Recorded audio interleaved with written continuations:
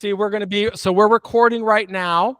And first thing I always like to say, my name is Michael Santos, and I was in prison for 26 years. And everything I offer comes from that perspective of having gone through every stage in the journey with hopes of helping people make better decisions early. And that's my partner there, Scott Laney. I think you've been speaking with him before. Yes. But I think we're on a call today because you have some questions. I just want you to know there's nothing you can't ask me. And the only thing I can promise you is that I will be 100% honest and open with you with hopes of helping you make better decisions. So give me some backstory about what's going on. So basically, find out that I'm getting ready to possibly be indicted. They're going before a grand jury next week on the 5th. Is it okay if I interrupt you and ask you questions as you're talking? Yeah, sure. Because you just said, I found out I'm about to be indicted. Could you tell me, how did you find that out? My ex-fiance's sister, who used to work for me, she got subpoenaed, and she sent a copy of the subpoena to my mom. And on there, that's what I found out on the date, who the prosecutor is, the day that they want her to come in to be questioned, and it says grand jury on the subpoena. Okay. And so that leads you to conclude that you are the target of an investigation, and she is going to provide information about you. Am I deducting that correctly? Well, yeah, it says about the company. Okay. And do you have any idea what kind of case they're trying to bring against you? I believe it has something to do with student loan fraud, is what they're accusing me of. Okay. All right. So I'm with you on that. And let's continue with your questioning. Well, basically, I was talking with Scott, and he said that it would be helpful to speak with you pre-indictment to see if there would maybe be something that can be done that could possibly help me to make things a little better. What I'm basically trying to do is see if I can get it reduced to a civil procedure rather than a criminal procedure, but I don't think that's probably going to work out. If there's a grand jury already convened, that means it's a criminal investigation. Mm-hmm. Okay. Do you have counsel yet? I do not have counsel yet, no. Okay, let's talk about that first, because that's one of the first things you're going to need to figure out. Have you any idea about how much it costs to have a criminal defense attorney in the federal system? Yes, I've spoken to several attorneys that have given me quotes, and it's quite expensive. Yes, and what numbers are you getting?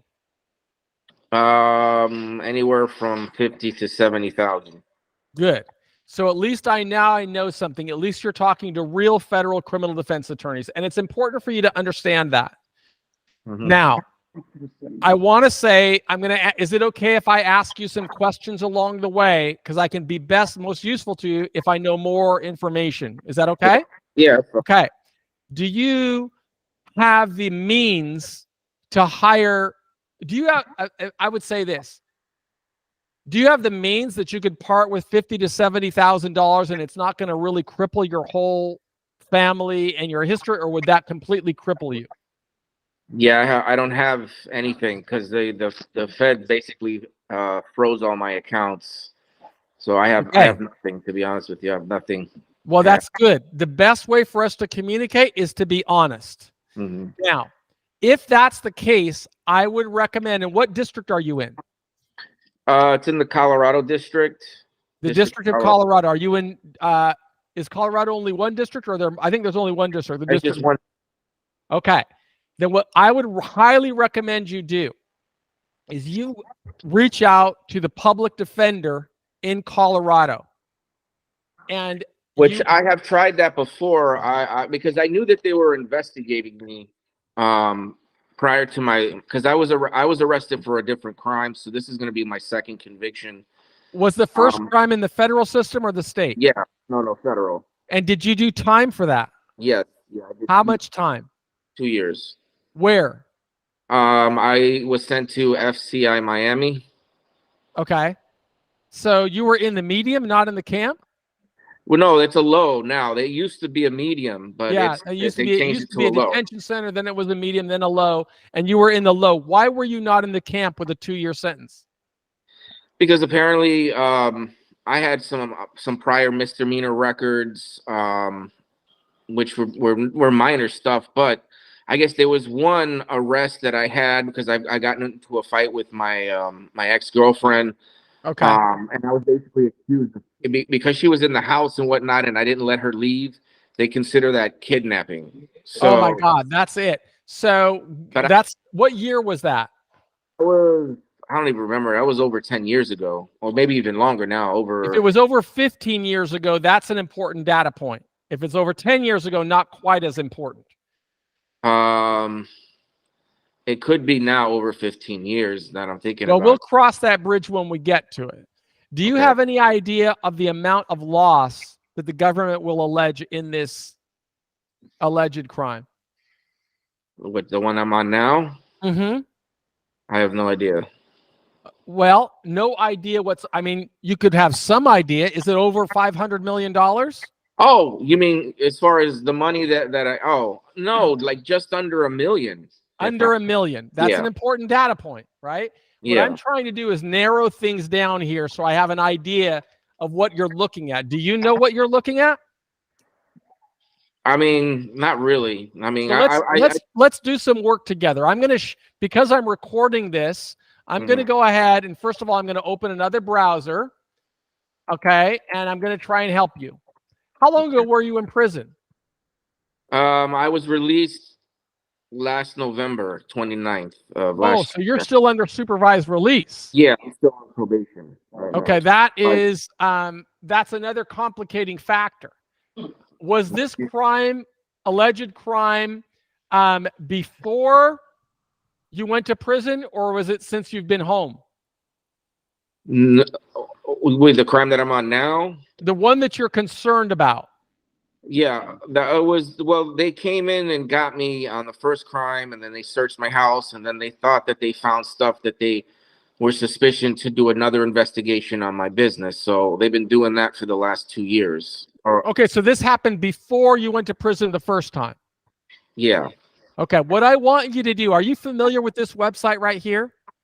yes, Okay, I want you, and I'm recording this.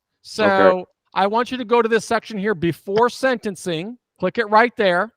Okay, and there's a lot of assets here that are free that I really encourage you to learn. okay, Okay.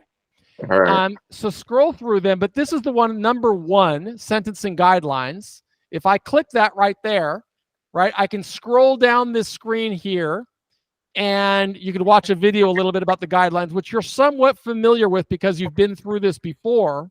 yes, But specifically, I want you to see a sample of the guidelines, okay, right there, and get to the guidelines table.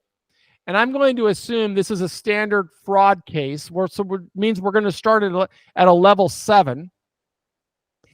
And then you say it's less. Do you think it's, well, you said it's less than $1.5 million. Do you think it's less than 550,000? no, Okay, so it's between 550,000 and $1.5 million. Is that right? yeah, So that would be a level increase by 14 plus 7. That puts us at a level 21.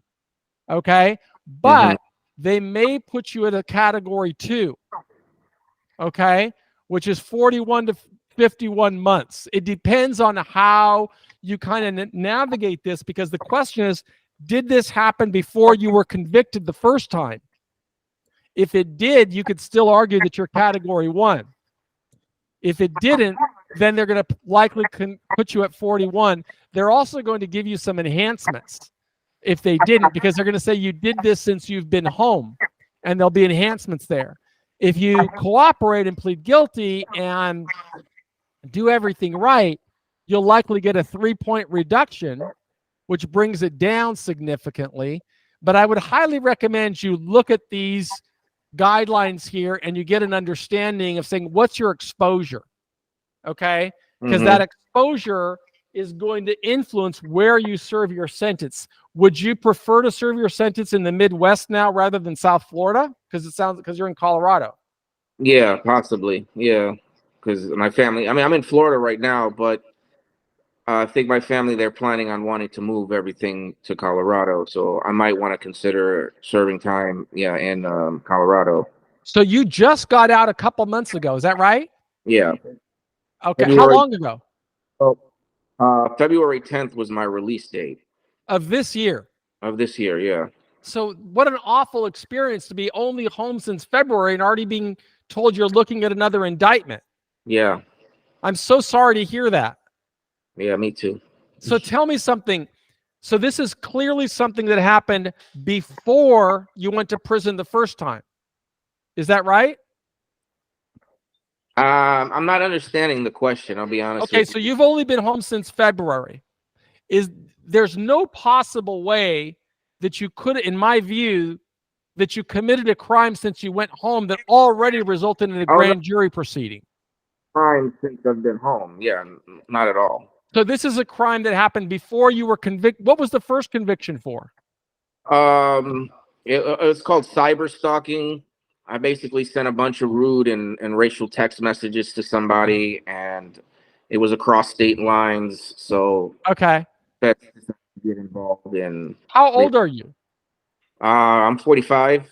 45? Yeah, You look really young. What do you do for a living? nothing as of right now. I'm still looking for work. But what did you do? I own my own small business, basically helping people to enroll them into certain forgiveness programs that the government offers. And were you Basically, we were. successful in that business? Huh? Were you successful in that business? Yes, I like to think so. I mean, it was a small company. I only had like maybe two other employees that worked for me, but I would make over 100,000 a year doing it, And you and could create that business again. Is that right? I could create it again if need be. Yeah, and it should be considered legal. I don't understand how it is that this is considered illegal and that I did student loan fraud when they understood what was going on. And we were basically just filling out the forms for them to get into the programs. We never told them that we were going to pay off their student loans or anything like that. If Oh, you so you were pay, in the student loan debt forgiveness business? yeah, Okay. And you were taking fees before they got their loans forgiven? yeah. But basically, we would, because they weren't in any forgiveness programs, so we would help to get them into the program by filling out all the necessary forms to get them qualified. Okay. So the real strategy here. Is it Julian? Jalan, Jalan. yeah. Jalan, the real strategy here is what is your educational background? I've associate's degree in business administration. Okay. And I'm just going to give you honestly what I think you need to be thinking about as you go forward here. Step one, you need to find a federal defender and qualify for that as soon as you can. And the I've way tried. I filled out a financial affidavit, sent it to the courts, and they told me that I can't get a public defender until I've been indicted. Okay, let me show you something right now. Okay. Mm. Actually, it'll be too long for me to show you, so I think I'll just download it and send it to you. In fact, I may have one on my screen. Hold on a second. Mm-hmm. I want to share it with you. It's very important that I give you value. Okay, it's very important that I give you value, and I want to let me see where this is. Get info. That is in iCloud BizDev. Okay, good. Okay, so I'm going to find this for you right here. iCloud BizDev Federal Defenders. And I'm going to send you this by email as well, but I'm going to share it on my screen. Are you able to see on my screen what I share? I'm not seeing anything right now. No, But if I before, share it right now, here I'm going to share my screen. okay. It's good for Scott to see this too. Oh, I see it. Okay. It's coming up right now. Okay, I'm going into a section on my desktop here that you filled out this form right here Yes. already. Yeah. Okay, but I want you to see what the Criminal Justice Act is. I want to find it for you. I think it's right here. And I'm doing this for the District of New Jersey, but it's really all over the federal system. I'll send you this PDF. Okay. And you'll see here determination of eligibility for CJA representation. Do you see that? Yeah. Page 3. Mm-hmm. So we're just going to scroll down there to page 3. And these are the subject matters for eligibility: is charged with a felony, blah, blah, blah. Well, let's look at the last one. Okay. Mm-hmm. Faces loss of liberty in a case and federal law requires the appointment of counsel. Okay. Mm-hmm. So I would write a letter to the district federal defender and say, dear federal defender, my name is Jalon, and I recently was released from prison, but I'm currently facing the loss of liberty in a case, and federal law requires the appointment of counsel per this document. And you can send the document. Okay. I'm also attaching my financial affidavit, which shows that I am without financial resources. I was recently told that that a grand jury is being convened. This person received a subpoena for the grand jury. List the name, and here is the information that I have. I would really appreciate an opportunity to speak with a federal defender who can represent me in this matter. My intention is to cooperate 100% and show why I want to put these criminal problems behind me once and for all and begin to move on. This is something that's been hanging over my head. I didn't even know it was hanging over my head. In fact, I just got out of federal prison last February. But I'd really like to start working on a mitigation strategy. And if it's possible, please give me a call, right? So I just kind of dictated the letter for you. And you're going to get this on video. So you can just type what I said. Okay. And that is a strategy that I would pursue. That's one thing I would do. The second thing I would be doing, and you may want to talk with Scott about this, and I know you don't have any money. So I really want you to be thinking about learning and educating yourself on what does a really good mitigation strategy look like? How do you do it?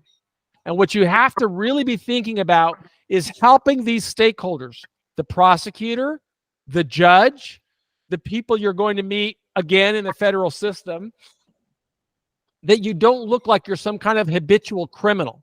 You're just a guy that's made some bad decisions and you didn't know. And you might say something along the lines of creating a strategy where you're going to help the judge see who you are. My name is Julian. I grew up in this area. I launched this business believing I was doing something well, but in all likelihood, I've realized I didn't fully understand the business. And although I was charging a fee, I thought I was within my rights to do that. And, you know, here's the deal. There are laws against collecting fees for businesses like that until the person gets the relief. You are probably charging debt relief company. Those are debt relief. I'm not a debt relief company, though. I'm a document preparation company. So that doesn't apply. So that's what you say, but what is the government going to say? Right. Okay. Right. It doesn't, I get that you thought you were just a document preparation company. And I know that space, but I also know it doesn't matter what you think. It matters what the prosecutor thinks. And if you want a mitigation strategy, what you've got to say is, I did not understand. I believed I was a document preparation company. Since I was in prison, I learned a lot more about the law. And I've learned that the government precludes a person from receiving fees before the outcome. Are you aware of that law? Yeah, I'm aware of it. Yeah, because it's under the debt relief, Student Loan Debt Relief Act. So I hope that you don't have that problem, and maybe that is your intention. But what were you collecting? Somewhere like $1,000 or $1,500? Yeah. So do you know Brandon Frere? No. So was the biggest player in that debt relief space. I mean, he did like 30 million a year in revenues. And I mean, he recently just got out of prison. And he also really believed that he was a document preparation company. He thought he thrived. Bottom line is it cost him all of his assets and 4 years of liberty. So I want you to be positioning an argument that's not going to try and argue the law, that says, oh, I wasn't in that. I was a document prep company. But you're preparing docs to reduce debt. And it's debt that they owe to the government. The government doesn't want to, they don't like that business. Okay. No, I know, yeah. But it's really all about remorse. And it's about building a mitigation strategy that says, I just want to get on with my life and be with my kids. And you've got to learn how to do that. So I would encourage you, since you don't have any money, I don't want to take money from someone who doesn't have money, but I would encourage you to use all of the free resources we offer on Prison Professors so that you can help yourself. The more you educate yourself on this process, the better off you're going to be. Does that make sense to you? Yeah, yeah. Because it's super easy to make a lot of arguments of, well, they can't do this, or I didn't know I was this. It doesn't matter. If the grand jury says you did it, and then the prosecutor says you did it, the best time you are going to have to make a deal is before you're indicted. You know that by now. You've been through the system. Yeah. And my goal would be that you get a conviction that the 2 years you served is already credited to your time. That would be a goal, wouldn't it? How could I do that? That would be good. Well, it would be good because this happened before you got arrested. So had you got arrested 3 years ago, it would have been running concurrent. I mean, maybe, I don't know, but because they're two different crimes, but the judge has discretion, and the judge can do whatever he wants. Yeah. Right? The judge can give you a sentence, but he can say, since this crime occurred back then, that time counts. I don't know if he will. I'm not a lawyer, but I know that you are the most important person in this position. You and to the extent that you are able to express remorse, identify with the victims, talk about why you're working to make things better, you are going to have influence on this sentencing process. But you've got to be able to purge yourself that argument that says, no, I didn't do something wrong. It doesn't matter what you say. If the grand jury says you did it and the prosecutor says you did it and they bring a charge, they are not bringing a charge unless they believe they can get a conviction. Right. And if you want to fight it, right, that's a choice that you're making, but that's going to limit you from being able to build an effective mitigation strategy. Right. Not end it, but limit it. And all I can do is tell you, look, I went to prison for 26 years. I got a 45-year sentence because I didn't understand all of this. And in my case, I was guilty. I made bad decisions as a kid. I just don't want you to make decisions that can result in you getting, a 7 years. How much money? You said it's $500,000, but with all of the enhancements that they can put on you, they could extract a 5 or 6 year sentence, and you'll be way better off if you work to mitigate this. That's my view. Okay. Okay. Do you have other questions for me? I was hearing earlier today in one of the seminars that you had, how people were having like 41, 51 month sentences, and then they were getting out at like 16 months or something like that. You're talking to one guy right there. That's Scott Laney's story. Do you know Scott's story? How do you do that? Well, you were in prison, so you remember they had the RDAP program, right? Yeah. So that gets a year off your sentence, right? Yeah. Then there was earned time credits, right? Okay, so you can get time off of your sentence for that. Then you build a really strong release plan, and that qualifies you for other types of programs. And that's how, those sentences come off with good conduct time as well. I see. So you need a release plan. Well, if you genuinely don't have any money, okay, I'm going to advise you to do some things that I think are going to be very helpful to you, okay? Okay. So I'm going to share my screen again. You've got to invest in yourself. Okay? So go to the website. Okay, here's the website. Can you see it? Yes. Go up here. Go down here to our books. And you're going to see all of these kind of self-help books that will help you help yourself. But I'm going to send you PDFs because you don't have any money. And I don't Right. want people who don't have any money spending money on stuff that we create. I'm really passionate about trying to help people learn how to help themselves.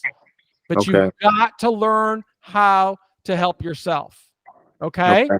Okay. So what I'd like to do is I'm going to get off this call and I'm going to send you an email with PDFs that I want you to read. Okay? And when you read them, you are going to learn how to think a little bit differently, and you're going to learn how to prepare something that will help you going forward. Okay? All right. Because you got time right now. You're at home. You don't have a job. You need to be looking through this, and you need to be thinking about it. And then you need to be able to talk about it with your judge when you're at sentencing. All of this is sowing seeds for success. Okay? So I need you to sow seeds for success, for your success. Okay? All right. Now, all of these books, they cost money, but I'm not charging you a penny for them. We're clear on that, right? Yeah. Okay, I'm going to send them all to you, all of them. But I'm going to ask something from you in return. Is that okay? Yeah. Okay. I'm going to take this video because I want to help as many people as I can. So I want to take this video and I want to blur out your face so people can't see you. Because you never said your name. Okay, you just said you're Jolynn or whatever, right? You never said your name. And I would like to publish this so that other people can learn how to prepare themselves. And so I'm going to send this video to you, but I won't do it without your permission. But if you give me your permission, I think thousands of people can learn from our conversation today. And I like to share that with people. Is that okay? That's fine. Okay. Then I'm going to ask you to do one other thing. Okay. All right. If you leave an honest review of this call and what we've done on a link that Scott is going to send you, I'm going to help you with your release plan. Okay? Okay. Pardon? I'm personally going to help you with your release plan because you don't have any money and you're struggling and you just got out of prison, and I personally want to help you. Fair? I appreciate that. Yeah, it's very fair. I appreciate that very much. Okay, Scott, can you make sure you send him the link to send a review? Yep. Okay, and I want you to talk about this video and that I'm honest with you and I'm going to help you, and I give you my word of that, okay? Okay.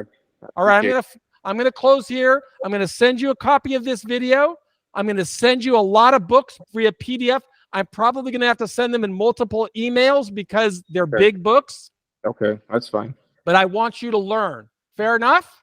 Fair enough. I'll definitely read everything you send me, and I appreciate you helping me with All whatever right. You can't do a quarter century in prison and not want to help guys like you.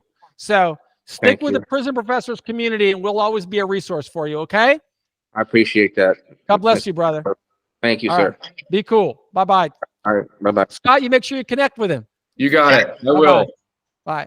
Bye-bye.